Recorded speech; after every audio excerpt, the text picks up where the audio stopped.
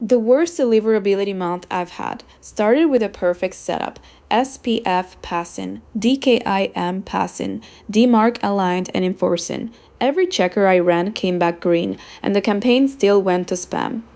If that's where you are right now, here's the thing nobody's tutorial told me either. Authentication was never the test, it's the ticket that gets you tested. Look at the one hard number Google actually publishes for senders. It isn't a DNS requirement, it's a behavior requirement. Keep your spam report rate under 0.3%, and Google's own guidance says to aim below 0.1. That number doesn't measure your records.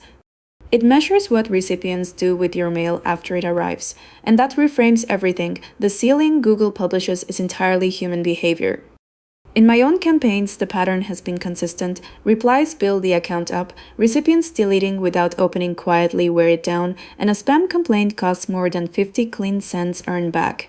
Google doesn't publish the exact formula, but it doesn't have to. The only threshold it commits to in writing is a behavioral one. My green checkmarks never had a chance to save me because the scoreboard was never technical. Here's the mechanism that finally made it click.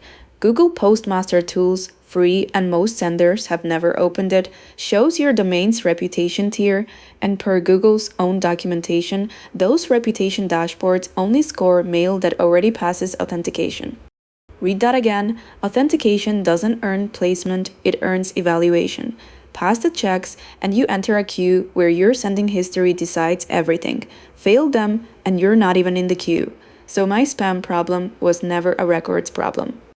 My domain was sitting in a reputation tier I didn't know existed, and every send was being judged by that tier, not by the checkmarks. The tier definitions are blunt once you read them.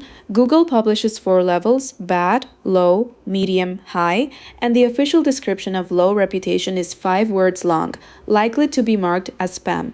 Not reviewed more carefully. Likely to be marked as spam as a standing policy for everything you send. Medium is the trap tier, fair delivery except when there's a notable increase in spam signals, which means one careless campaign is enough to slide down. That slide is exactly what happened to me. A badge of contact I hadn't re-verified, a bounce spike, and mail that had been landing fine started junking within days. The content never changed, the tier did. And if Gmail is strict, Microsoft is stricter. Every message into Microsoft 365 gets stamped with a spam confidence level. Score 0 or 1, you reach the inbox. Score 5 or 6, you're in the junk folder. Score 7 to 9 is high confidence spam, and per Microsoft's own documentation, a DMARC failure alone can force a 7. Notice what's missing. Microsoft doesn't use the scores between 2 and 4 at all. There is no sort of trusted at Outlook. You're placed or you're junked. Independent benchmark data matches the field experience here. Validity's deliverability benchmark puts Microsoft as the toughest major mailbox provider, with inbox placement in the mid-70s even for legitimate senders. In my campaigns, Outlook heavy lists have always been where a reputation problem shows up first. If your Gmail placement looks fine and your Outlook placement is cratering, you're not imagining it. You're just being scored by the harsher judge. So here's what I actually watch now, having learned it the expensive way. First, my Postmaster Tools tier weekly. It's the closest thing to seeing your permanent record, and it moves before your reply rates do.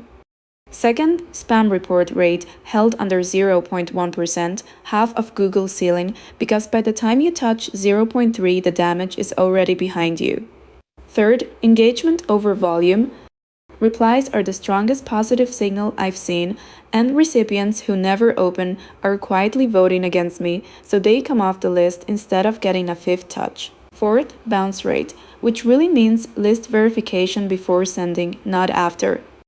Every spam incident I've had traces back to one of those 4. Not one of them traces back to a DNS record.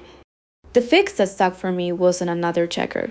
The contacts come from Quarvio, verified before they ever see a campaign, because bounces and dead inboxes are engagement poison, and engagement is the whole game.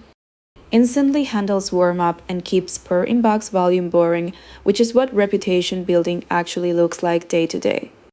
The inboxes themselves run on Informal, so the authentication layer is provisioned correctly instead of hand-assembled table stakes. But table stakes you never want to relitigate, and inbox carries the LinkedIn side in parallel without touching email reputation at all. Green checkmarks get you to the starting line. What recipients do with your next 1,000 cents decides everything after that.